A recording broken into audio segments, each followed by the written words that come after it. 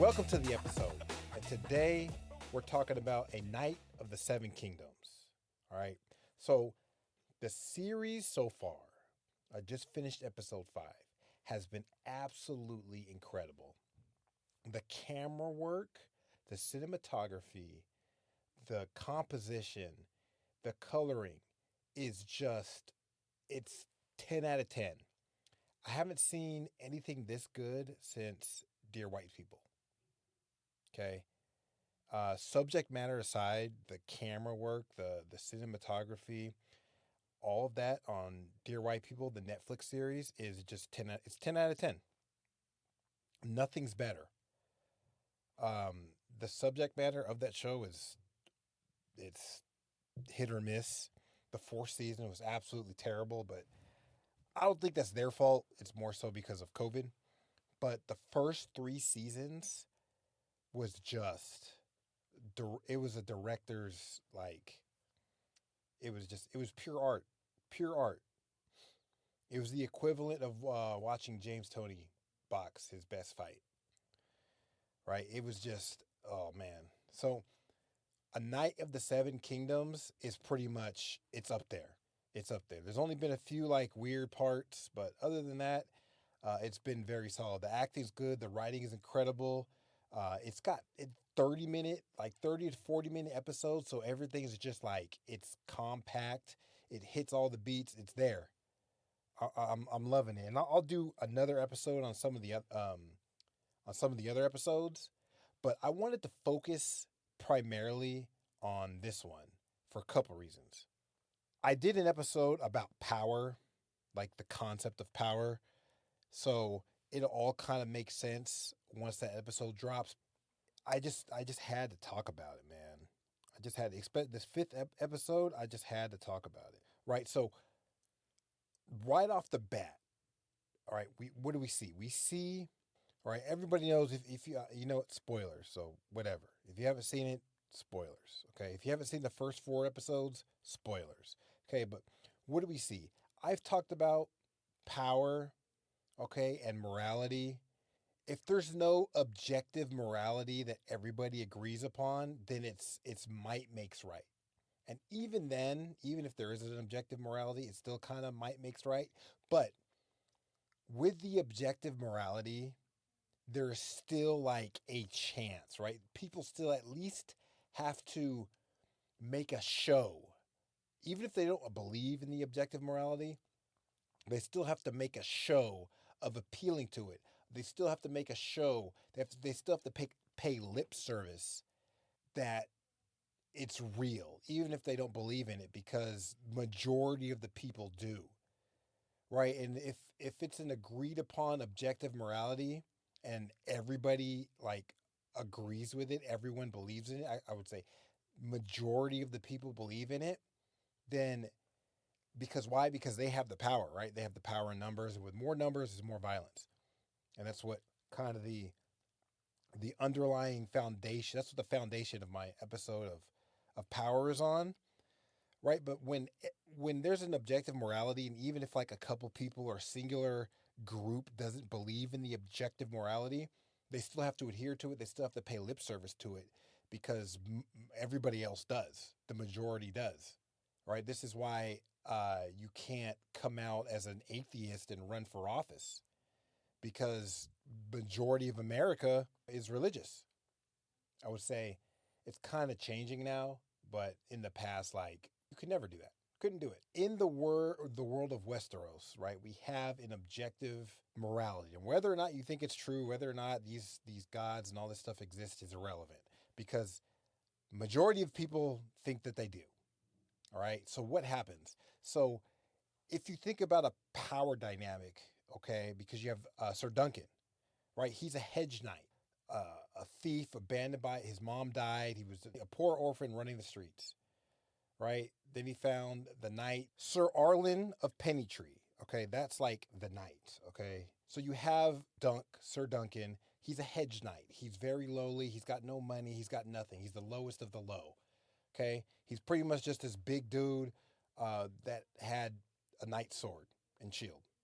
right? So he has to come and he's got to appeal. You see at the beginning, the first couple episodes, he's got to appeal. He's got to make these appeals to all these higher people with more power than him. Okay. And then you have the prince. Real quick chain of events, right? Dunk hit the prince. The prince then hauled Dunk in front of the royals and accused him of treason. Dunk invoked trial by combat. Okay. And then, of course, what Dunk is this 7 foot, like 300-pound dude. And then the prince was like, nah, because he knew he can't fight Dunk one on one. So what did the prince do? He invoked the trial of seven. This is the objective morality that allows someone as low, the hedge knight, to challenge and become on equal terms with a literal prince of the realm. And that can only happen because of an objective morality, right? They appealed to this morality that is above everybody. It's even above the king, it's above the princess, it's above everybody. So he's like, hey, I want trial by combat, right? Because without an objective morality, do you think a hedge knight, just some rando with a sword, is allowed to hit a prince without any sort of consequence? No. Without an objective morality, that Dunk would have been dead, tortured and dead. Right? You see that in other movies. You see that in a lot of other movies when there's no objective morality, it's just the king. You see that in Uprising, the general, he even though he did everything right, the king just had this weird idea that he was a threat to him, so he just made up a lie and killed him. There was no objective morality to appeal to. But here, in this world, in this fantasy setting, there's an objective morality that brings a prince and it brings a prince down and a hedge knight up and makes them equal for this moment, for the purposes of whatever it is that's going on, for the trial by combat or for the trial of the seven. Okay.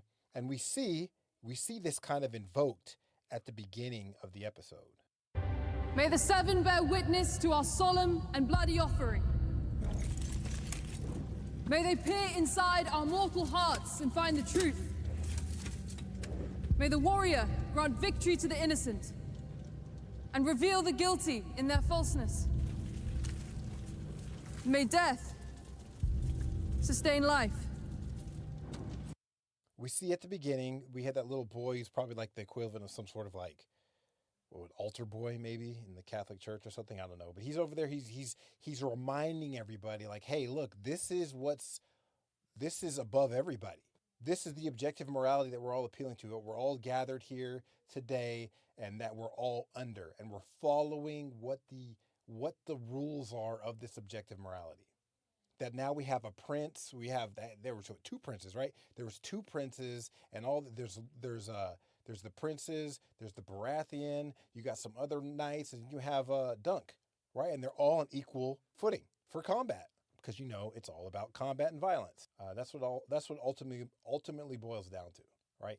It's interesting and a little bit ironic because it's like when there's no objective morality, everything defaults to might makes right. But then when there is an objective morality, it still defaults to might makes right because it's like whoever wins, that's who the gods decide was like in the right. So what's that movie with Matt Damon? I think it's like The Last Duel. It's kind of like the same thing. It's just very interesting how it's always revolving around violence and combat. But in this case, everybody's equal and the person with the less power is allowed to just do whatever he wants to the person with the most power. He suffers no consequences for it. Well, that's how it's supposed to be.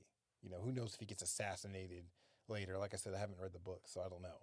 But theoretically, how it's supposed to work, it's like he wins and, he's left alone. Okay. So I just thought that that's like a very, it's accidental Christianity. Again, it's accidental philosophy of explaining why you need an objective morality. Because if you have nothing to appeal to, everything always just defaults to might makes right. Whoever has the most power, whoever can inflict the most violence or has the capacity for the most violence has the most power. So another interesting and beautiful part about this is, again, this is literal accidental Christianity. So uh, when he gets hit, he has a little flashback. Shout out to it's like a very common trope. I love it, but I just first found out about it in anime. So to me, it's an anime trope where the main character gets knocked out and then he has like this flashback, and then it's like it turns out to be just a second, but the whole flashback is like his whole life, and it's like, oh, my whole life, and it just kind of like is fuel for him to like get up. To me, that's like he's calling out. It's a shout out to anime, so that's how I see it, right? But the next point I want to talk about is when Dunk and Rafe, they're walking on this road. It's like they're walking on this road in the woods, and Rafe says something, and it's like complete accidental Christianity. I just don't know why we're in such a rush to leave anymore. The war's over. The Black Dragon's dead. Ferret said we're all to get free bread now. Are you stupid? Nothing's over. Don't you remember when Pudding killed Cedric's little brother? That was an accident. Aye, and we all figured that'd be the end to it. Only for Cedric to come back a year later and near burned on half a flea bottom trying to kill Pudding. No one forgets shit. You hurt someone, they hurt you back. You want to stay? Fine. But flea bottom is full upon people hurting. It's tender wind to catch. Boom, what is that? That is classic eye for an eye. Classic eye for an eye, all right? And so Rafe and Dunk, Rafe is describing the cycle, right? What is the cycle? The cycle is you do something to me, nobody forgets, I do something back to you, and it's a constant cycle of vengeance. It's a constant cycle, right? What does Christ say about that, right? What is it? It's Matthew 5:38 through 39. You have heard an eye for an eye, but I say to you, do not resist an evil person, right? Turn the other cheek, give them your cloak, go the extra mile.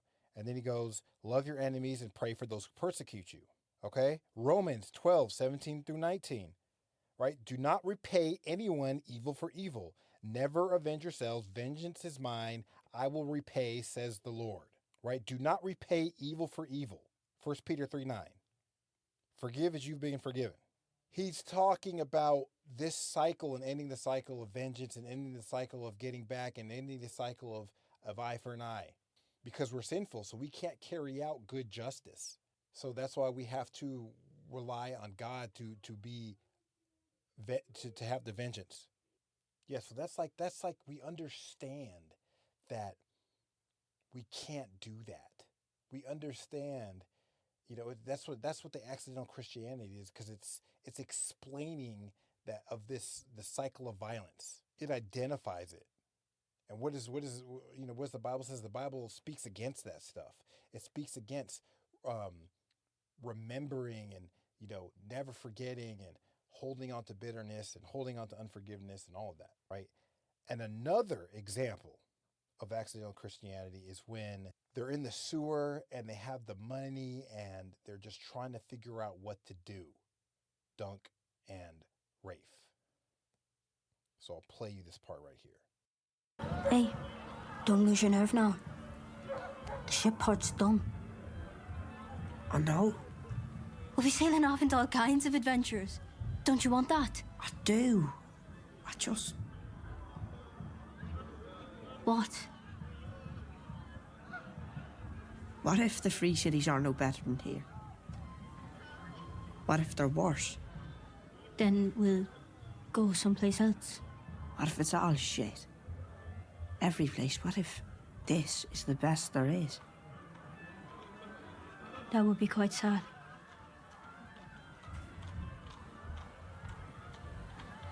And what if... What was it that wasn't crazy? What was that, right? They're saying they're trying to figure out what to do, right? And he's like, what if we go to another place? And she's like, and it's not good. And she's like, we'll go to another place. And he's like, what if it's all bad? Right? And she goes, that's going to be very sad. Okay? What do we see here? We see C.S. Lewis called this an argument from desire. Okay, so he observed that humans experience deep, recurring longings that nothing in this world fully satisfies. Okay, we might feel it listening to music or viewing like a beautiful landscape, remembering childhood or falling in love. Right, these bittersweet, there's a bittersweet quality to these moments. Right, and they point to something we desire intensely, but the experience itself never quite delivers what we're actually longing for. All right. His argument is like this. He's like, every natural desire corresponds to a real object that can satisfy it. Hunger points to food, right? Curiosity to knowledge, sexual desire to sex. If we find in ourselves a desire that nothing in this world can satisfy, the most probable explanation is that we were not made from this world. Now, this doesn't prove Christianity is true, right? It's just evidence that it is true, but it's not in and of itself proof. Okay, but the point I'm trying to make, Dunk and Rafe, right? They both understand in their core that where they're at is bad, right? But then Dunk is like, well, what if everywhere is bad? And then she's like, well, that will be sad. So they recognize that like there's a place out there that is better than where they're at, and they're looking for it. That's that longing that can't be satisfied because we're wired, because God made us, right? We are he This is the accidental Christianity part, is that he's looking for heaven, right? When you're not satisfied, when you're like, oh, everywhere sucks and everything sucks, and it's because you know that out there you're looking for somewhere where it's like everything is fair, everything is good, there's no sin, right? And what is that? That's heaven. So we long for that, even though no one can really express it. But deep down, again, this is the accidental Christianity part, it comes out. It comes out in our art. It accidentally comes out, whether we mean to or not. We are looking for a better place because we know that where we're at is full of sin, it's full of injustice, it's full of nastiness, it's full of terrible, it's full of murder and lying and greed and all that stuff. And no matter where we go, that's what it's going to be. You try and fix it, and you try and enter politics and fix it, but you realize that the corruption is so deep that it's never going to get fixed. Right? Then you go move to another state and it's somewhere else, and you move to another country and it's everywhere, because that's what sin is. But you're like, I know, that you're longing for a place that doesn't have that. Right? That's why you're doing it. That's why you're like, man, that's why this sort of longing is painted here. It's depicted here in this scene. Right? What is Hebrews 13 through 16? Though these all died in faith, not having received the promises, but having seen them afar, off were assured of them, embraced them, and confessed that they were strangers and pilgrims on the earth. For those who say such things declare plainly that they seek a homeland. And truly, if they had called to mind that country from which they had come out, they would have had an opportunity to return. But now they desire a better, that is, a heavenly country. Therefore, God is not ashamed to be called their God, for he has prepared a city for them. Right? Romans 8:22 through 23. For we know that the whole creation groans and labors with birth pangs together until now. And not only they, but we also, who have the first fruits of the Spirit, even we ourselves groan within ourselves, eagerly waiting for the adoption, the redemption of our body. Right? It's just inside of us, man. This is how we're made. We know that there's heaven out there, and we make the mistake of trying to make heaven on earth instead of just understanding like it's just not here on earth, right? And this is, again, it's depicted right here in the scene. No matter what, no matter where they go, it's going to be trash, right? And it's the same thing with them when they're walking on the road, right? She's recognizing like, hey, people don't forget, and they're always going to come back, and there's always going to be this cycle of violence, and it's an issue. She sees the pattern, but how can this pattern be stopped? Well, only by, if everybody in the world is a Christian and actually followed what Jesus said, the pattern would be stopped. Because one, people wouldn't do evil in the first place, and if they did, they would just be forgiven. Right? And of course, you got to go to jail, you got to suffer the consequences, but there wouldn't be like, I got to get somebody back. There wouldn't be that cycle of violence. If my mother comes back for me. I'm not stupid. I know she's dead. But what if she's just trying to get away from wherever she is? I'm not stupid. I know she's dead. But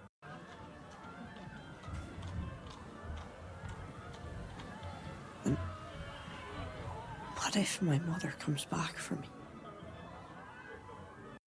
You hear that? What if my mother comes back for me? We're going to continue. That's interesting. We're going to continue. I'm not stupid. I know she's dead. But what if she's just trying to get away from wherever she is? Like we are. If I leave, then how will she find me? Did he just say that he wanted his dead mother to come back? If that's not accidental Christianity wanting someone, a dead person, to come back, I'm just saying. Accidental Christianity is a thing, man. It's a thing. You are fucking stupid sometimes. If your mother was alive, she's not coming back for you. You don't know that. I know. I never got nothing by waiting around. You want a family? Go out there, get a family. I appreciate taking action, right? Always take action. It's better to take action than to just wait around. It's not saying that you should never wait, but I think it's always better to just take action than wait. But either way, he is literally wanting his mom to come back from the dead. If that's not accidental Christianity, I don't know what is. Okay, I don't know what is, right? And then I think she's trying to get out, leave wherever she's at, right? At the beginning of the episode, Rafe is talking about hell. And, a lot of, it's just, we can go on and on and on. And in other episodes, we will. But I just wanted to talk about this episode because, gosh, man, phenomenal. Phenomenal. The lighting here in the scene is great. Again, the acting is great. The writing is just great. If only, like, House of David was good. Don't get me wrong. Solid 8 out of 10. But if only House of David had this sort of just skill and craftsmanship, it would be 10 out of 10. And I like House of David. Right? I read somewhere that Merlin, I guess, some Merlin show, I don't know. They said is as good as this, so I might check that out. I doubt it, but I don't know. I'll check it out. I don't even know who makes it or anything like that. I just read somewhere briefly that I was just scanning through. They said like, oh, Merlin is better than a Knight of the Seven Kingdoms. So I'll probably check it out and see if that's the case. But yeah, those are just the accidental Christianity moments I just wanted to point out because it's very fascinating how this it always comes out. It always comes up. And then also in the episode, I thought it was interesting where Dunk is fighting the thief that killed Rafe, and then the old knight of Pennytree comes out and just absolutely slaughters the thief and his friend. Right, and the knight's just like this old dude, and it just reminded me of all the clips I've seen in boxing where these old people just completely annihilate the younger people. Why? Because skill. You could see that he's a knight. Pennytree is a knight. So you can see the skill that he has, even at close quarters with his long sword, how he's just absolutely demolishing the thief. Even though the thief only has one hand, but he's still killing the thief and his friend, who are younger, right? But they're just not as skilled, right? He ends up chopping off his head and just, making use of all the tools to defend himself. Another point I want to bring up is how Dunk met Pennytree, right? So Dunk and Rafe are being terrorized by that one-handed thief, and at some point, Rafe, he steals the thief's wineskin. Then the thief gets upset. He finds them, Rafe and Dunk. He steals their money, and then Rafe steals the thief's knife. And then as she's walking away, he realizes that she took the knife. So he catches up with her. He grabs a knife and boom, he ends her. Right? It's over. Dunk gets upset. He attacks the thief. He jumps on his back, and then the thief's friend, he has a spear. He jabs it into Dunk's leg. Right, and then what happens? Pennytree bursts out of wherever he's at. I don't know where he's at. He bursts out. He kills the thief and the friend, and then Dunk becomes like obsessed with Pennytree. He idolizes him. Right, you see it. He's following him in the forest. He's following him at a distance. Right, and then like he's following him through hunger, through sickness, through pain, and you could see Dunk. He's mimicking and copying Pennytree's sword motions, and then it looks like he's kind of taking notes, like trying to see what he's about, but from a distance. Then I think he drinks water. He gets super duper sick, and he's still following him throughout this time. And then he collapses on the road, and then Pennytree walks up to him and says, "Get up!" Right?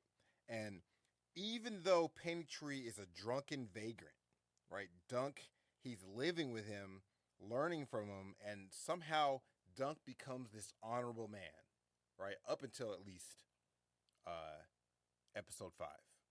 I don't know what happens in the rest of the series, but right now that's what's happening. So obviously, Pennytree, he's not a one-for-one analogy of Christ, but the concept is there, right? These are big picture concepts, big picture analogies. Okay, so think about it. Dunk, he's living in sin under the yoke of an evil person, which could be, an analogy for a demon.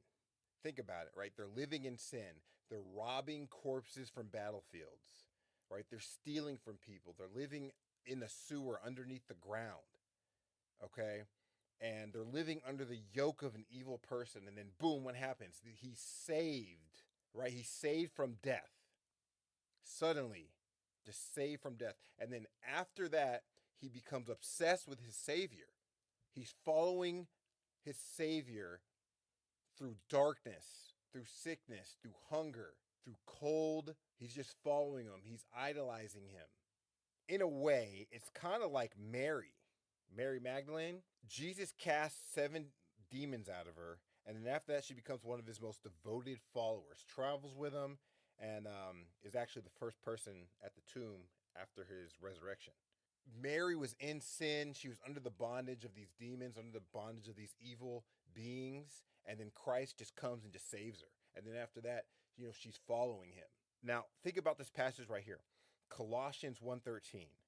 He has delivered us from the domain of darkness and transferred us to the kingdom of his beloved Son. Right? The word domain there implies active rulership, being under someone's authority and control.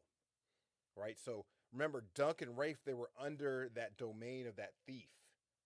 Because as soon as they came back, he wanted their cut of the money. Right? Luke 4:18. He has sent me to proclaim liberty to the captives. Right? Ephesians 2:1-2. Right? And you were dead in the trespasses and sins in which you once walked, following the course of this world, following the prince of the power of the air, the spirit that is now at work in the sons of disobedience. That was Dunk and Rafe. They were dead in the trespasses of sin, robbing corpses, dead people on battlefields, stealing. Right, so here we go. All right, here's another one. Okay, this is going to be Luke 14. 14. Now he was casting out a demon that was mute. When the demon had gone out, the mute man spoke, and the people marveled. 15. But some of them said, he casts out demons by Beelzebul, the prince of demons. 16. While others, to test him, kept seeking from him a sign from heaven. 17.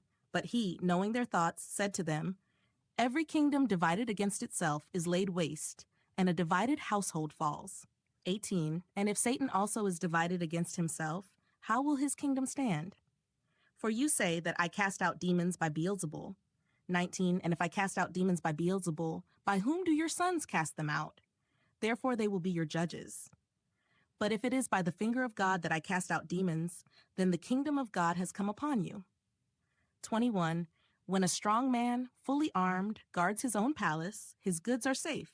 22, but when one stronger than he attacks him and overcomes him, he takes away his armor in which he trusted and divides his spoil.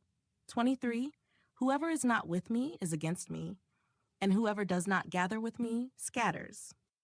As you can see, it says right there, when a strong man, fully armed, guards his own palace, his goods are safe. Right? He's talking about the thief. Why? Because Dunk and Rafe belong to the thief. They're under his dominion. Okay? But when one stronger, which is Pennytree, then attacks him and overcomes him, he takes away his armor in which he's trusted and divides his spoil. So that's pretty much what power is. It's, again, violence. Pennytree was stronger, and Pennytree was stronger. He stopped the thief and his friend, and Dunk went to go. He recognized that and followed him. Right? It's the same thing. It's the same kind of concept, right? When we get saved from sin, we recognize like the God is the one that saved us, so we naturally want to follow him. We naturally want to do what he says because he came, he did such a miraculous and caring act for us. So that's kind of played out in the show. It's kind of played out in this episode. Right, and then just the end of the episode where you have Dunk following the knight, at a distance and then copying and then trying to learn from him but never interacting, right? And then going through sickness and looks like he's about to die and he's shivering, but he just does everything he can just to stay close to that knight, right? And it's not a very good example of how we should follow Jesus because Jesus wouldn't, he would know that we're there, right? But we should be following him like that. In sickness, we should be following him like that. We should be, because it shows Dunk. What's he doing? He's copying on his little notes how to swing his sword like Pennytree. That's what we should be doing with Jesus, right? We should be looking at him, following at him. Even if we're sick, still got to follow him. We should be trying to mimic what he does. I could be completely wrong because I haven't read the book, but what did we see, right? When you idolize somebody so much, you become, right? They take you in, and then now, as he's grown and he's an adult, he's carrying himself with honor, right? Because that's how he was raised, I'm assuming. It doesn't, again, maybe we'll see a flashback. I'm not trying to compare Pennytree to Jesus. What I'm doing is, it's the concept, right? It's the concept. That's how mentoring works, right? The mentor and the mentee, the trainee and the coach, the trainee and the trainer, the mentor and the mentee, they learn from, right? At first it's the learning is deliberate and it's slow and it's tough, but then after a while, it's like muscle memory, right? And I think it's the same thing with Christianity. It's you learn it, it's tough, and then after a while it becomes muscle memory. That doesn't mean you still mess up, obviously. Floyd Mayweather, let's say he teaches you how to jab, right, from when you're 2 years old, right? And then you could jab, wow, perfect. You seen Floyd in the back, wow, wow, wow. It's just a perfect jab. Snappy, it's just perfect, right? But guess what? He's still gonna mess up, right? But the point is that you learn and that you now you can throw this perfect jab, right? You can throw a perfect jab 100 times, but guess what? You might mess up, you know, 10 times out of the 100 times. But guess what? It's still 90%. Right. And that's what this is. That's what this is, a constant pursuit of perfection. But the more that you pursue, the more that that it's ingrained in you, the more that you become what you're supposed to become, the less mistakes you make. Right. It's the same thing with boxing. It's the same thing with sinning. It's all connected. And it's the same thing here. It's kind of played out here. What do we see? We see Dunk, who is fighting these knights. I think have like a lot of combat experience, but he's getting beat up. He's being beat up on the horse, but he stands up. He keeps getting knocked down, but he ends up holding his own and making the prince yield. Just a lot of interesting stuff because why? Because he was the mentee, the trainee of the knight, even though the knight was a drunken vagabond. You know, somehow, some way, and maybe it'll explain it in the other episodes. Dunk was able to behave like he behaves. He went from being a thief to being what appears to be a hedge knight with honor.